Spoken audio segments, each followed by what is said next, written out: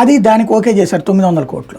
అది ఈ వరదలు పోగానే బిగిన్ అవుతుంది, మేబీ వచ్చే చలికాలం నుండి బిగిన్ అవుతుంది. అమరావతి విషయంలో అడుగులు పడ్డట్ట ఒక రకంగా ఈ 100 రోజుల్లో దాన్ని మనం చూడలేము. ఖచ్చితంగా అంటే ఇది ఆయన మార్కే కదా. ఖచ్చితంగా అది అమరావతికి సంబంధించి అడుగులు ఆరంభమైనవి, కానీ మళ్ళీ ప్రతిబంధకాలు రావడం వల్ల సమస్య ఎదుర్కొంటున్నారు. వాస్తవంగా జంగిల్ క్లియరెన్స్ పని ఈ లోపు జరిగిపోయి ఉండాల్సింది. ఈ పాటికి అమరావతి స్వచ్ఛంగా స్పష్టంగా కనబడుతుండాలి. అంటే నారాయణ గారే దగ్గర మొదలు పెట్టారు, స్టార్ట్ అయితే చేశారు, జంగిల్ క్లియరెన్స్ బిగిన్ చేసేసారు. ఈ లోపు ఈ వరదలు రావడం వల్ల కొంత లేట్ అయింది, అవి కూడా ఇప్పుడు సెట్ చేసేస్తారు. మళ్ళీ అమరావతికి సంబంధించి మాత్రం 5 ఏళ్లు స్తంభించిపోయినటువంటి కార్యకలాపాలు మళ్ళీ తిరిగి తీసుకొస్తూ ఉండటం, అట్లాగే హ్యాపీనెస్ సెటరేట్ చేయడం, అట్లాగే వాటికి సంబంధించి నిపుణులు తీసుకురావడం, ప్రపంచ బ్యాంక్ వాళ్ళని తీసుకురావడం, ఏడీబీ వాళ్ళని తీసుకురావడం, ఓవరాల్ గా అమరావతి అంశం పరుగులు పెడుతోంది.